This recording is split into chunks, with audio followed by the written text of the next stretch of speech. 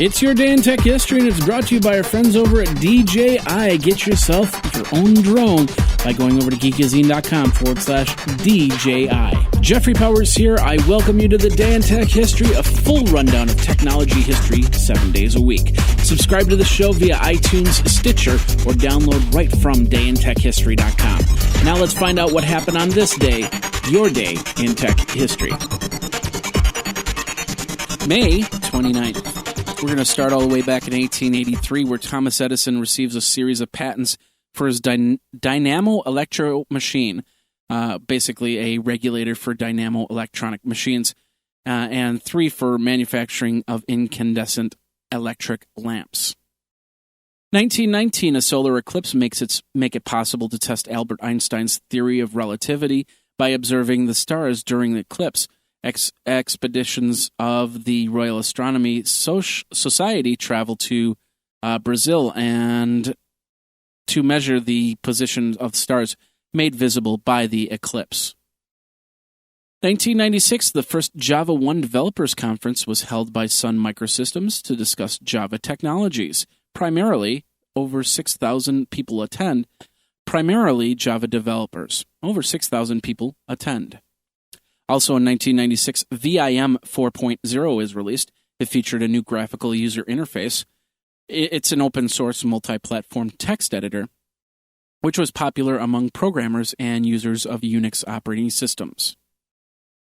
1997, reporters around the country receive an email claiming that the website of the Los Angeles Police Department was hacked late the previous night by Para, P-A-R-A.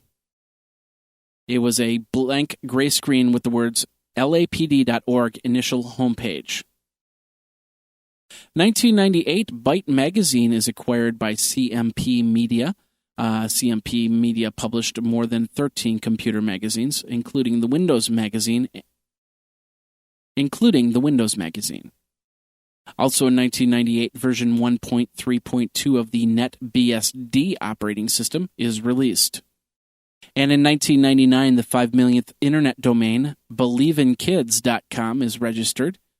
And the Space Shuttle Discovery completes the first docking with the International Space Station.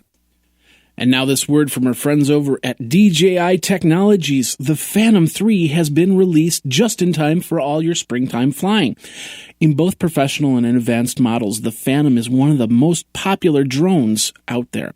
And it can make you feel like a kid again, just like when you got your first RC car years ago. With video up to 4K, you can have fun taking overhead shots, aerial footage in parks or by the lake, or you can just fly over your house to see how many of your kids' toys ended up on the roof, or if your roof even survived the winter. I encourage you to go over to geekazine.com/DJI so you can get free shipping on that DJI Phantom, and it supports the Day in Tech History. Then go out to the park and have a ton of fun. Geeky fun with DJI. Now let's get back into your Day in Tech History. In 2000, Microsoft released version 3 of the freeware instant messaging client MSN Messenger. It was version 3.0.0080. It featured file transfers, PC to iPod, and PC to phone audio capabilities with net to phone, which is one of the first VoIP, voice over IP, providers. 2001, Intel releases the Itanium 64-bit processors in 733 and 800 megahertz speeds. Also in 2001, Red Hat announces Red Hat Linux 7.1 operating system for the Intel Itanium processor. And SUSE announces the SUSE Linux 7.2 operating system for the Intel IA64 processor. 2002, Adobe Systems releases the Dreamweaver MX web development application for personal computers. The IEEE 1394 standard is officially renamed to Firewire. And Netflix initiates an initial public offering, selling 5,500,000 shares of common stock, starting at $15 per share. 2003, America Online and Microsoft settled their private antitrust lawsuit, with Microsoft paying $750 million and granting a royalty-free 7-year license to use Internet Explorer with AOL client software. Also in 2003, the journal Nature publishes an article entitled Action Video Game Modifies Visual Selective Attention. It concluded that video games would improve visual skills. And version 4.3.2 of the PHP programming language is released. 2004, the first Sega Dreamcast emulator was successfully run on commercial games. Chancast was first released as freeware for Microsoft Windows. 2006, version 1.1 of the PC-BSD is released. It's the second release of PC-BSD, which is a Unix-like desktop-oriented operating system. 2007, CDW Corporation announces that it's agreed to be acquired by Madison Dearborn Partners, MDP, in a merger valued at about $7.3 billion. And a United States federal judge orders the Torrent Spy BitTorrent indexing site to begin logging users' activity for the Motion Picture Association of America.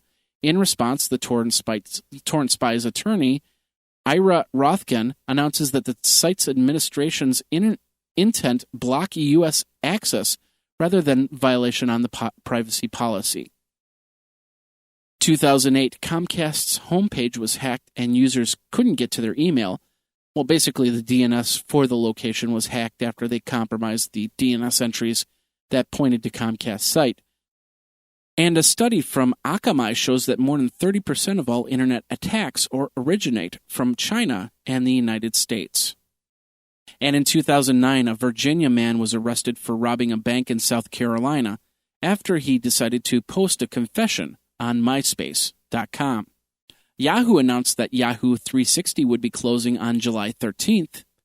And Microsoft removes the 3-program rule for their lowest cost version of Windows 7.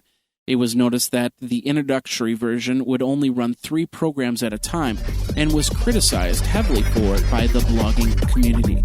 And that's your Day in Tech History. My name is Jeffrey Powers, www.dayintechhistory.com. All the show notes are over at wikizine.com, Geekazine's wiki.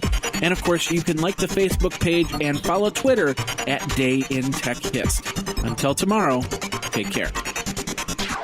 Day in Tech History is copyright 2015, JMP Enterprise and Geekazine.com.